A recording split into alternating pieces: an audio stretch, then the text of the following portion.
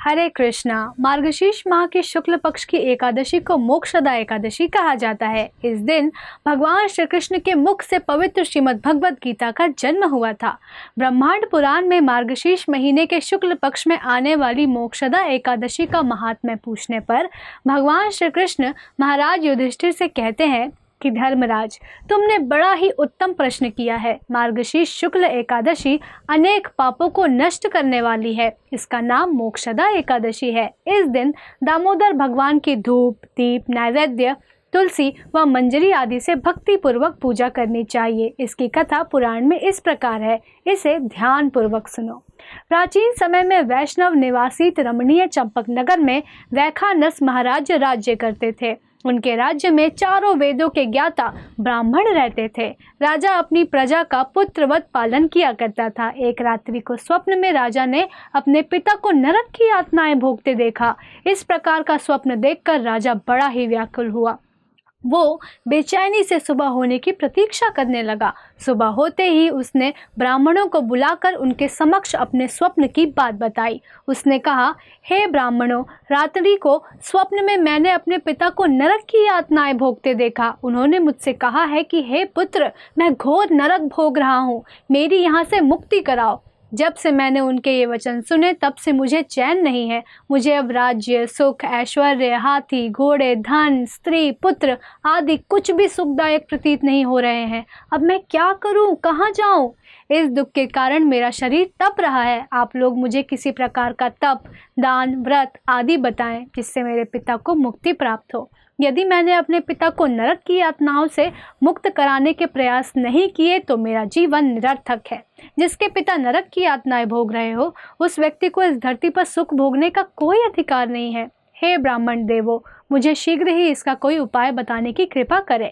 राजा के आंतरिक दुख की पीड़ा को सुनकर ब्राह्मणों ने आपस में विचार विमर्श किया। फिर एक मत होकर बोले, राजन, वर्तमान, भूत और भविष्य के ज्ञाता पर्वत नाम के एक मुनि हैं।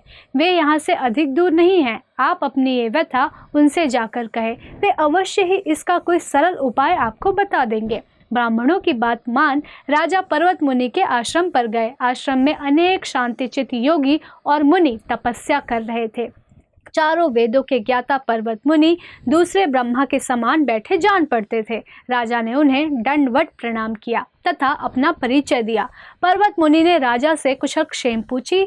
तब राजा ने बताया, हे मुनिवर, आपकी कृपा से मेरे राज्य में सब कुशल है, किंतु मेरे समक्ष अकस्मात ही एक ऐसी समस्या आ खड़ी हुई जिससे मेरा हृदय बड़ा ही अशांत हो रहा है। फिर राजा ने मुनि को व्यथित हृदय से रात में देखे गए स्वप्न की पूरी बात बताई और फिर दुखी स्वर में बोला, हे महर्षि, अब आप कृपा कर मेरा मार्गदर्शन करें कि ऐसे में मुझे क्या करना चाहिए, कैसे मैं अपने पिता को नरक की यातना से मुक्ति दिलाऊं। राजा की बात पर्वत मुनि ने गंभीरता पूर्वक सुनी। फिर नेत्र बंद कर भूत और भविष्य पर विचार करने लगे। कुछ देर गंभीरता पूर्वक चिंतन करने के बाद उन्होंने कहा, राजन, मैंने अपने योग बल के द्वारा देखा कि तुम्हारे पिता ने पूर्व जन्म में अपनी पत्नियों में भेदभाव किया था। उसी पाप कर्म के फल से तुम्हारे पिता नरक में गए हैं। वैखानस के पिता के उद्धार हेतु प्रार्थना करने पर पर्वत मुनि बोले, हे राजन, मार्गशीर्ष मास की शुक्ल पक्ष में जो एकादशी होती है उसे मोक्षदा एकादशी कहते हैं। ये मोक्ष प्रदान करने वाली है। आप इस मोक्षदा एकादशी का व्रत करें और उस व्रत के पुण्य को संकल्प करके अपने पिता को अर्पित कर दे। एकादशी के पुण्य प्रभाव से अवश्य ही आपकी पिता की मुक्ति होगी।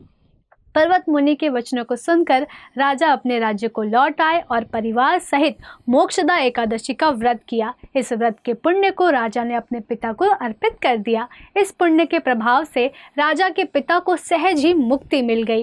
राजा के पिता ने दर्शन देते हुए उसे कहा, हे पुत्र, तेरा कल्याण हो। इतना कहकर राजा के पिता ने स्वर्ग को प्रस्थान किया। हे पांडुपुत्र, जो मनुष्य मार्गशीर्ष माह के शुक्ल पक्ष की एकादशी का उपवास करते हैं उनके सभी पाप नष्ट हो जाते हैं। इस उपवास से उत्तम और मोक्ष प्रदान करने वाला कोई भी दूसरा व्रत नहीं है।